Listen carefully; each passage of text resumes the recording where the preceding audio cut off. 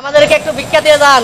আমরা সরকারের সরকারি কর্মচারী, সরকারি পোশাক গায়ে আমাদের ৬৫০০ টাকা বেতন।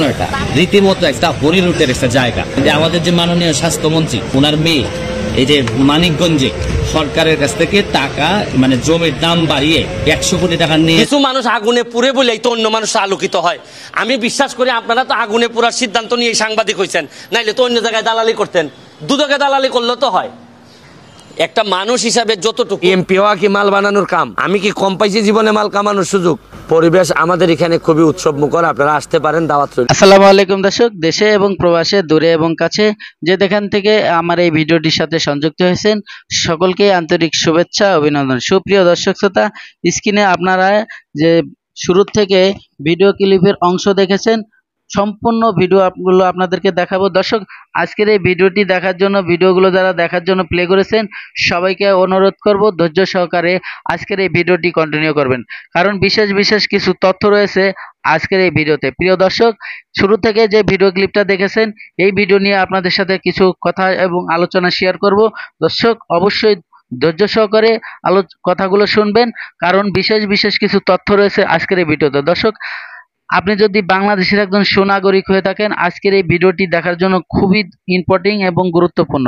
দর্শক, এমন কিছু তথ্য রয়েছে আপনি একজন নাগরিক হিসেবে অবশ্যই আপনার এই তথ্যগুলো জানার দরকার। প্রিয় দর্শক, আমাদের বাংলাদেশের গ্রাম্য পুলিশ, এদেরকে আমরা সবাই চিনি, অনেকে চৌকিদার এবং দফাদারকে বলে থাকি, চৌকিদার দফাদার। দর্শক, এরা হচ্ছে গ্রামের একজন সামান্য দিনমজুরির মতোই একজন, তারপরে কিন্তু কিনা সরকারি চাকরিজীবী এবং সরকারি চাকরিজীবী। দর্শক, এরা কিন্তু পেনশন পাবে এবং সরকারি বেতনভুক্ত এবং সরকারি আন্ডারে এনাদের নিয়ন্ত্রণ হয় এবং রেশন টেশন সব পায়। দর্শক, ইনাদের বেতন নিয়ে ইনরা যে আন্দোলন করলো, ভিক্ষার ভিত্তি করতেছে, রাস্তায় দাঁড়ায়, আপনারা ইতিমধ্যে দেখতেছেন ভিডিও ক্লিপের অংশ। এই ভিডিওটি সম্পূর্ণ দেখলে আপনি অবাক হয়ে যাবেন যে আসলে গ্রাম্য পুলিশ, সারা বাংলাদেশের গ্রাম্য পুলিশ একজোট হয়ে কিভাবে সরকারের বিরুদ্ধে আঙ্গুল তুলছে। দর্শক, আমাদের মাননীয় প্রধানমন্ত্রী যে কথা বলছে এই গ্রাম্য পুলিশকে নিয়ে, অবশ্যই আজকের এই ভিডিওটি দেখলে আপনারা বুঝতে পারবেন কি কথা বলছে। এবং তাদেরকে যে বেতন বৃদ্ধি যে একটা আবেদন করি বলেছিল, তারা কিন্তু কেমনে এই সেই মূলত বেতন নিয়ে এই ঘটনা ঘটছে। তা আমি বেশি কথা বাড়াবো না, চলুন আগে সেই ভিডিও ক্লিপটা দেখি, তারপরে মূল্যবান আলোচনা আপনাদের সাথে ভিডিওর শেষে করব। তো চলুন আগে সেই ভিডিও ক্লিপটা দেখি। ৬৫০০ টাকা বেতন, তা দিয়ে বর্তমান সমাজে কোনো পরিবার চলতে পারে না। বাধ্য হয়ে সরকারি পোশাক গায়ে দিয়ে আমরা ভিক্ষাবৃত্তির পথ বেছে নিয়েছি। আপনারা সকলে ২-৪-৫টা টাকা আমাদের ভিক্ষা দিয়ে যান, দয়া করেন। আপনারা এই ৬৫০০ টাকা দিয়ে সংসার চলতে পারে না। আপনাদের জ্ঞান কি বলে, আপনাদের বিবেক কি বলে ৬৫০০ টাকা দিয়ে কোনো সংসার চলতে পারে? আমাদের বেতন ৬৫০০ টাকা বর্তমানে দেয়া হচ্ছে। বাংলাদেশ সরকার এই ৬৫০০ টাকা দিয়ে আমাদেরকে ২৪ ঘন্টা আমাদের ইউনিয়ন পরিষদে রাত্রে পাহারা এবং দিনে ইউনিয়ন পরিষদের সকল কর্মকাণ্ড আমাদের দিয়ে করে থাকেন, কিন্তু তা দিয়ে আমরা সংসার চালাতে পারছি না। আজকে 15 দিন যাবত এখানে আমরা অবস্থান করতেছি, আমাদের পকেটের টাকা ফুরিয়ে গেছে। আমরা দুপুরবেলা যে খাবো সেই টাকা আমাদের কাছে নাই। আমরা বাড়ি থেকে এসেছি 14-15 দিন হয়েছে, এই 15 দিনে বাড়িতেও কোনো চাউল নাই, বাড়িতে বাজার নাই। বাধ্য হয়ে আমরা ভিক্ষার রাস্তাটি বেছে নিয়েছি। এই লজ্জা বাংলাদেশ সরকারের, এই লজ্জা জাতির বিবেকের কাছে প্রশ্ন রইল। আপনারা সকলেই এগিয়ে আসবেন, আমাদের সহযোগিতা করেন, আমাদের ৪৬,০০০ গ্রাম পুলিশ পরিবারদেরকে বাঁচান। তাদের মুখে অন্ন, বস্ত্র, বাসস্থান, শিক্ষা, চিকিৎসা, 5টি মৌলিক চাহিদা পূরণ করার জন্য আপনারা সকলেই এগিয়ে আসেন। আমাদের 2-4টা টাকা দিয়ে যান, কেউ যাবেন না, সকলের কাছে অনুরোধ রইল, কেউ যাবেন না, সকলেই আসেন। একটু ভাই 2-4টা টাকা দিয়ে যাবেন। আপনাদের এই 2-4টা টাকা দিয়ে আমরা দুপুরবেলা ডাল ভাত খাবো, আমরা রাত্রিতে খাবো, আবার সকালে যেন আমরা এখানে বসতে পারি, আমরা ভিক্ষা করতে পারি, আপনাদের ভিক্ষার টাকা দিয়ে আমাদের সংসার চালাতে পারি। আমি আর পারতেছি না, বাধ্য হয়ে আপনাদের কাছে ভিক্ষা চাচ্ছি। যদিও ভিক্ষাবৃত্তি মাননীয় প্রধানমন্ত্রী তিনি নিষেধাজ্ঞা ঘোষণা করেছেন, তিনি ভিক্ষুক মুক্ত বাংলাদেশ গড়ার স্বপ্ন দেখছেন, কিন্তু ৬৫০০ টাকা বেতন দিয়ে কিভাবে আমরা সংসার চালাবো, কিভাবে এই দেশ ভিক্ষুক মুক্ত হবে? বাংলাদেশের ৪৬,৮৭০ জন ব্যক্তিকে ভিক্ষার থালা হাতে ধরিয়ে দিয়ে রেখেছেন স্বয়ং এই বাংলাদেশের নেত্রী, বাংলাদেশের প্রধানমন্ত্রী মাননীয় শেখ হাসিনা এবং আমাদের স্থানীয় সরকার বিভাগ, মাননীয় স্থানীয় সরকার বিভাগ আমাদেরকে ভিক্ষার থালা হাতে ধরে রেখেছে। গ্রাম পুলিশ বাহিনীর সদস্যরা যখন অবসরে যায় বাধ্য হয়ে তাদের ভিক্ষাবৃত্তি করতে হয়। আর আজকে বর্তমান সময়ে ভিক্ষা ছাড়া 6500 টাকা দিয়ে কোনোভাবেই চলা সম্ভব হচ্ছে না। সকলেই আমাদের 2-4-5টা টাকা দিয়ে যান, সকলেই এগিয়ে আসেন, কেউ বাইরে যান না, আপনারা দয়া করেন। যেখানে আমরা 47,000 গ্রাম পুলিশ বাহিনীর সদস্যরা স্থানীয় পর্যায়ে প্রতি রাত্রে নিজের ঘরটা খালি রেখে নিজের বাড়ির নিরাপত্তা না দিয়ে আমরা প্রত্যেক ওয়ার্ডের একজন গ্রাম পুলিশ সদস্য তার ওয়ার্ডের নিরাপত্তা দিয়ে থাকি। আমরা আমার সংসারের কথা ভাবি না, সেইখানে আমার সংসারের নিরাপত্তা দেওয়ার কথা রাষ্ট্রের, সরকারের। আমার সংসারের খাদ্য, বস্ত্র, বাসস্থান, শিক্ষা, চিকিৎসা 5টি মৌলিক চাহিদা পূরণ করার কথা বাংলাদেশ সরকারের। এখন 6500 টাকা দিয়ে এই 5টা মৌলিক চাহিদা পূরণ করা সম্ভব না, এটা আপনারা জানেন। যেই কারণেই আমরা আজকে বাধ্য হয়ে ভিক্ষাবৃত্তির পথটি বেছে নিতে হচ্ছে আমাদেরকে।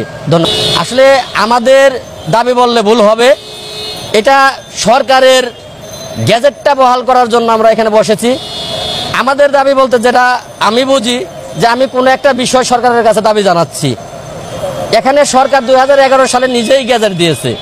সেই গ্যাজেট মানে আমার মতে গ্যাজেট মানে বাংলাদেশের আইন, যা জাতীয় সংসদ থেকে বের হয়ে আসে, রাষ্ট্রপতির স্বাক্ষরিত গ্যাজেট, সেটা বাংলাদেশের আইন, সংবিধান। সেই সংবিধান অনুযায়ী, আইন অনুযায়ী রাষ্ট্র, স্থানীয় সরকার আমাকে বেতন দিচ্ছে না। সেই আইনটি বহালের জন্য, জাতীয়করণ বহালের জন্য আজকে আমি এখানে বসে আছি। আমার দাবি একটাই, 47,000 গ্রাম পুলিশ বাহিনীর সদস্যরা যেহেতু সরকারি পোশাক গায়ে, তাদের বেতনটা অবশ্যই সরকারি হওয়া উচিত। তারা সরকারের সর্বনিম্ন স্তরের হলেও, যে সুইপার, ক্লিনার, ওয়ার্ড বয়, যারা সরকারের সর্বনিম্ন স্তরের, সেই গ্রেডটা সরকারের দাবি করেছে এই গ্রাম পুলিশ বাহিনীর সদস্যরা। সেই গ্রেড অনুযায়ী বেতন দাবি করছি। ধন্যবাদ। 47,000 গ্রাম পুলিশ বাহিনীর সদস্য যে প্রশ্নটি আপনি করেছেন যে দাবি আদায় না হলে আমরা কি করব। আসলে আমরা সকলেই জানি বর্তমান মাননীয় প্রধানমন্ত্রী, দেশরত্ন জননেত্রী শেখ হাসিনা, তিনি মানবতার মা। তিনি কারো হক মেরে খায় না, তিনি কারো অধিকার তাদের বঞ্চিত করে না। আমাদের সকল অভিযোগ স্থানীয় সরকার বিভাগের উপর, মাননীয় প্রধানমন্ত্রীর উপর আমাদের কোনো অভিযোগ নাই। আমাদের বিশ্বাস যে ব্যক্তি রাষ্ট্রের সর্বোচ্চ ক্ষমতায় থেকে তিনি 5 ওয়াক্ত নামাজ পড়েন, আমরা সকলেই জানি, তিনি কোরআন শরীফ পড়েন। তিনি অবশ্যই এই বিষয়টা তার আমলে যখন যাবে, তার নজরে যখন পড়বে যে গ্রাম পুলিশ বাহিনীর সদস্যরা বাংলাদেশে অবহেলিত একটি বাহিনী, তখন তিনি অবশ্যই বিষয়টি সুরাহা করবে, এটা আমার বিশ্বাস। তিনি তার পিতার 1975 সালের প্রজ্ঞাপনপত্রটি জাতীয়করণের, সেটা তিনি বাস্তবায়ন করবে। আমি একবারও মন থেকে ভাবছি না যে এটা তিনি করবেন না, এমন ধরনের বিশ্বাস আমার মনের মধ্যে নেই। আমি 100% বিশ্বাস নিয়েই এখানে বসে আছি যে তার নজরে আসলে। সুপ্রিয় দর্শক শ্রোতা, বেরিয়ে আসলো চাঞ্চল্যক তথ্য। এই এমন একটি তথ্য বেরিয়ে আসলো, আমাদের ব্যারিস্টার সুমন ভাই, বাংলাদেশের ফাটাকৃষ্ট ওরফে ব্যারিস্টার সুমন ভাই, এই ব্যারিস্টার সুমন ভাই কিন্তু এমন সময় কিন্তু এমন কিছু তথ্য নিয়ে আসে, আপনারা জানলে এবং ভিডিওটি দেখলে অবাক হয়ে যাবেন দর্শক। ব্যারিস্টার সুমন ভাই কিন্তু দুর্নীতির বিরুদ্ধে কাজ করে, সে দুর্নীতি যেই করুক তাকে কিন্তু জোকের মতো, আঠার মতো লেগে থাকে, দুর্নীতি মুক্ত বাংলাদেশ করতে চাচ্ছে।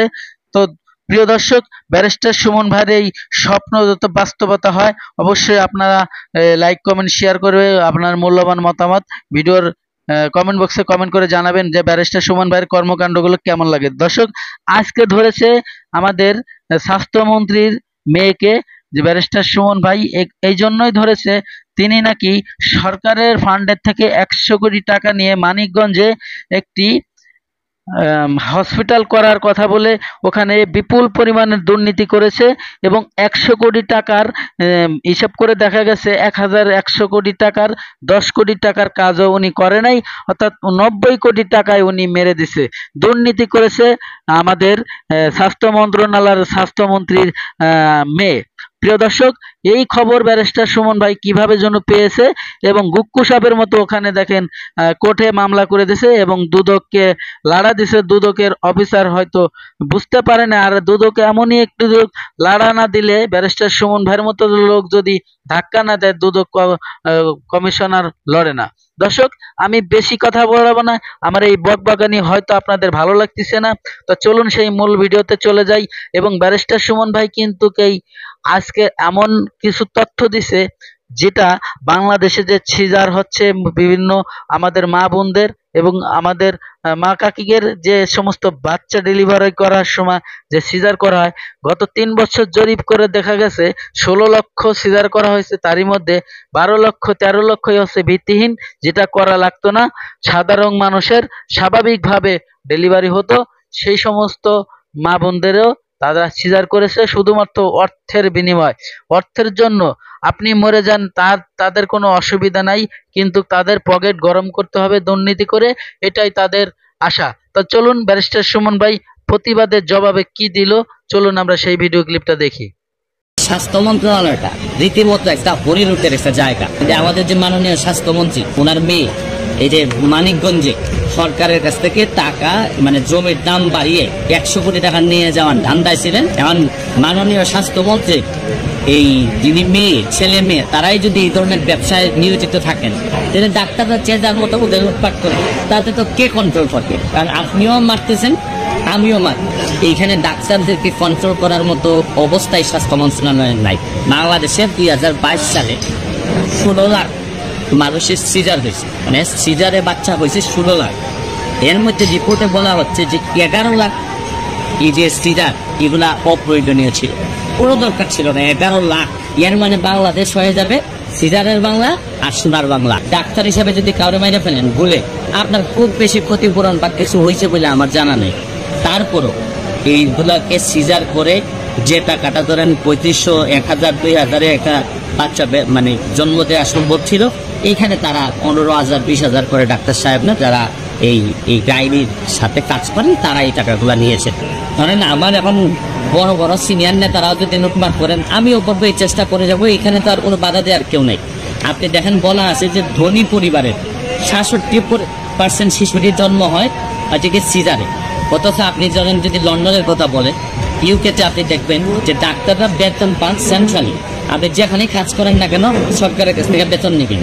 আর বাংলাদেশের ডাক্তাররা কোন রকম একটা সার্টিফিকেট MBBS লাগাইতে পারলেই তো হইল। এরপরে হচ্ছে কি যেভাবে পারে ডাক্তার গেল, তারপর হচ্ছে কি ক্লিনিকে ভুল রিপোর্ট দিক, শুদ্ধ দিক, মানুষ মাইরে ফেলুক। আপনি সবচেয়ে ভালো হচ্ছে গিয়ে ডাক্তার হিসাবে যদি কাউরে মাইরে ফেলেন বলে আপনার খুব বেশি ক্ষতিপূরণ বা কিছু হন নামে, যিনি পরম করুণাময় এবং অত্যন্ত দয়ালু।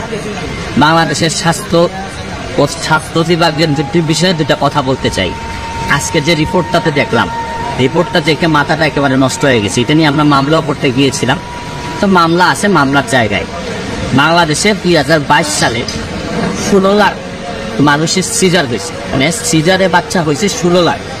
এর মধ্যে রিপোর্টে বলা হচ্ছে যে 11 লাখ এই যে সিজার এগুলা অপ্রয়োজনীয় ছিল, কোনো দরকার ছিল না। 11 লাখ, মানে আপনি বুঝতে পারতেছেন যে 16 লাখের মধ্যে 11 লাখই ছিল প্রয়োজনীয়, কোনো দরকার ছিল না।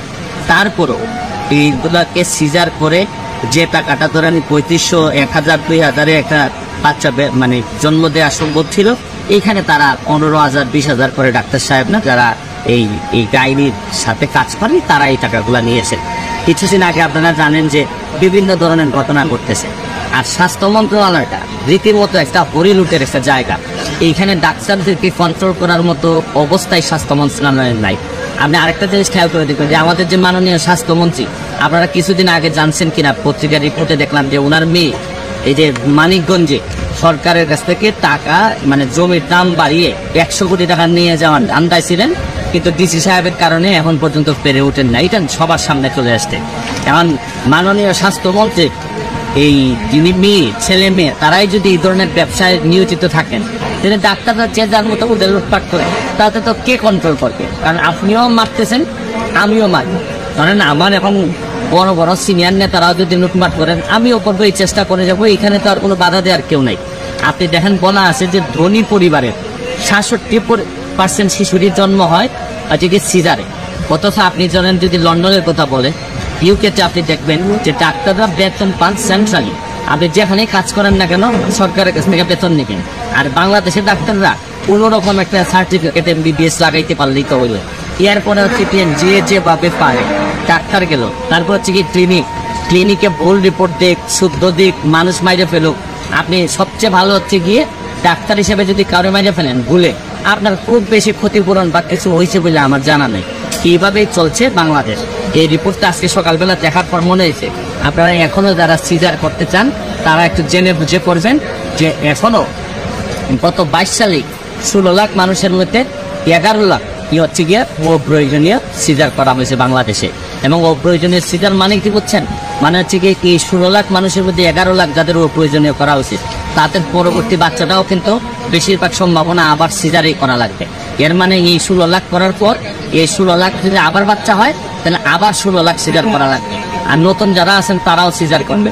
এর মানে বাংলাদেশ হয়ে যাবে এটা হচ্ছে গিয়ে সোনার বাংলা আর সিজারের বাংলা, সিজারের বাংলা আর সোনার বাংলা। প্রিয় দর্শক, ধৈর্য সহকারে যারা আমার এই ভিডিও ক্লিপটা দেখেছেন আর হয়তোবা আপনাদের ভালো লেগেছে, আর যদি ভালো লেগে থাকে অবশ্যই আপনার মূল্যবান মতামত কমেন্ট বক্সে কমেন্ট করে জানাবেন। এবং ভিডিওটি যদি ভালো লাগে, চ্যানেলটিকে যদি সাবস্ক্রাইব করতে মন চায় অবশ্যই সাবস্ক্রাইব করে রাখবেন পরবর্তী ভিডিও পাওয়ার জন্য। দর্শক, আজকের মতো ভিডিও থেকে বিদায় নেব। সবাই ভালো থাকবেন, সুস্থ থাকবেন। আল্লাহ হাফেজ।